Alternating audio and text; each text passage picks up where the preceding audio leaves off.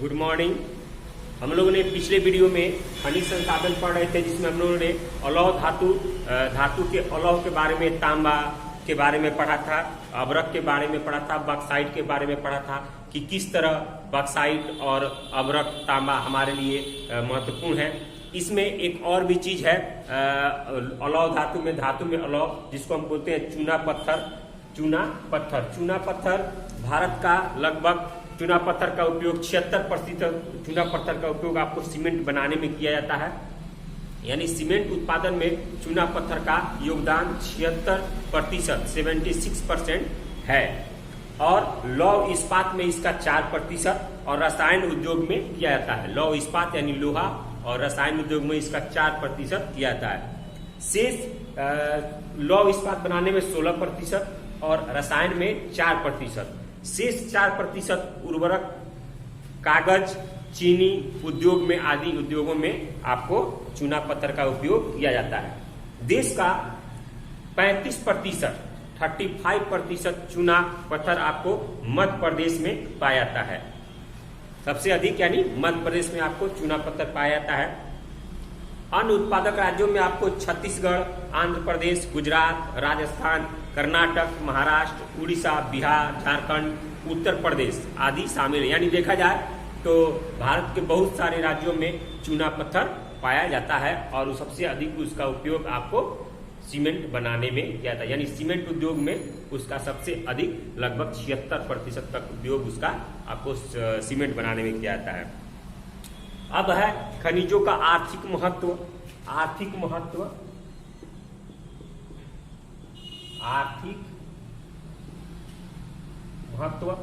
हम जानते हैं कि जिस प्रकार जल और जमीन प्रकृति द्वारा सबसे महत्वपूर्ण दो संसाधन दिए गए हैं, एक जल और एक थल यानी जमीन, उसी प्रकार खनिज संसाधन भी हमारे लिए बहुत ही महत्वपूर्ण है।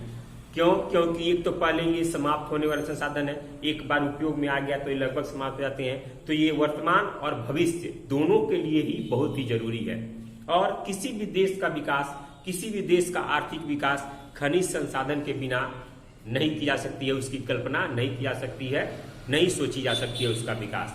इसलिए कहा जाता है कि किसी भी देश के विकास के लिए, आर्थिक विकास के लिए खनिज संसाधनों का होना बहुत ही जरूरी है।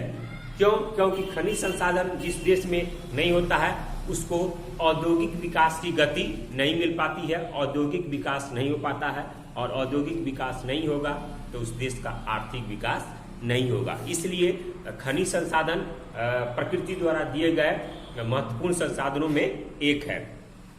इसलिए खनिज संसाधन समाप्त होने वाले संसाधन है, इसलिए खनिज संसाधनों का संरक्षण बहुत ही आवश्यक है। तो हम देख सकते हैं कि खनिज संसाधन का आर्थिक महत्व कितना महत्वपूर्ण है कि किसी भी देश की आर्थिक व्यवस्था खनिज संसाधनों के बिना सफल नहीं हो सकती, उसका विकास खनिज संसाधन के बिना नहीं हो सकता है। अब उसके बाद है खनिजों का संरक्षण।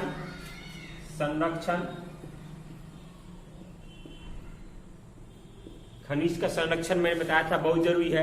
क्यों? क्योंकि जब ये समाप्त होने वाले संसाधन है तो खनिजों का संरक्षण भी बहुत जरूरी है। क्यों?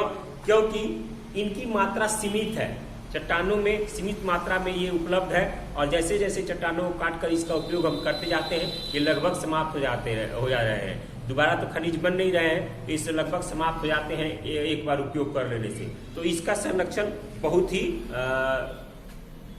जरूरी है। और इसका पुनर्निर्माण, यानी अगर हम चाहें कि खनिज हो गया तो फिर खनिज का निर्माण हो जाए, ये असंभव है, ये हमारे बस की बात नहीं है, ये असंभव रूप में है खनिजों का निर्माण। क्यों? क्योंकि खनिज उद्योगों का आधार है। खनिजों औद्योगिक विकास के लिए खनिजों का बहुत अत्यधिक दोहन भी किया गया है, उपयोग से अधिक दोहन किया गया है। इससे खनिजों पर गलत प्रभाव पड़ा है। अब इसके संरक्षण के लिए हमें कई बातों को ध्यान में रखना होगा, जिसमें लगभग 3 बातें महत्वपूर्ण हैं। खनिजों के निरंतर दोहन, यानी लगातार जो दोहन किया जा रहा है खनिजों को, उस पर नियंत्रण होना चाहिए। उसका बचत पूर्वक उपयोग करते हुए, यानी बचाते पूर्वक उपयोग करते हुए कच्चे माल के रूप में सस्ते विकल्पों की खोज, यानी कहने का अर्थ है कि खनिजों के रूप में दूसरे और भी किसी विकल्प ऑप्शन की खोज करना जो कि उसका रूप ले सके, उसका स्थान ले सके।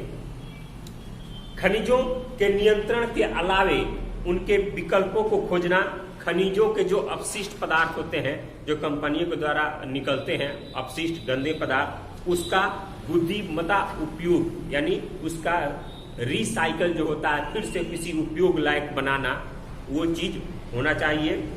पारिस्थितिक तंत्र यानी हमें पर्यावरण पर पड़ने वाले कुप्रभाव पर नियंत्रण होना चाहिए।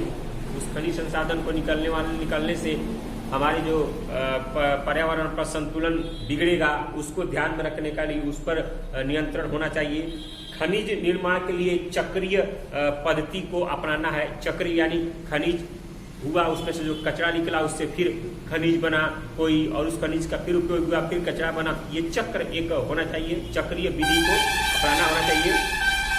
अतः खनिजों के संरक्षण के अलावा, खनिजों के संरक्षण के साथ साथ उसके प्रबंधन पर भी अगर ध्यान दिया जाए तो खनिज की दोहन को हम कम कर सकते हैं और खनिज जो संकट है उससे हम निपट सकते हैं, उससे निपटा जा सकता है। और खनिजों के संरक्षण और प्रबंधन से हम अपने देश का आर्थिक विकास भी भली भांति कर सकते हैं। इस तरह हम लोगों ने पाठ ग खनिज संसाधन में पढ़ा, हर टॉपिक बाई किस तरह कौन कौन से खनिज और लौह धातु में है, इसके बारे में हम लोगों ने पढ़ा, सबके बारे में। अब ये आप लोगों का चैप्टर समाप्त हो गया। अगले चैप्टर में हम लोग इसके प्रश्नोत्तर को करेंगे, प्रश्नोत्तर के बारे में जानेंगे और तब अगले चैप्टर में हम लोग चलेंगे। तो आज के लिए वीडियो में इतना ही, अगले वीडियो में हम लोग मिलेंगे। धन्यवाद।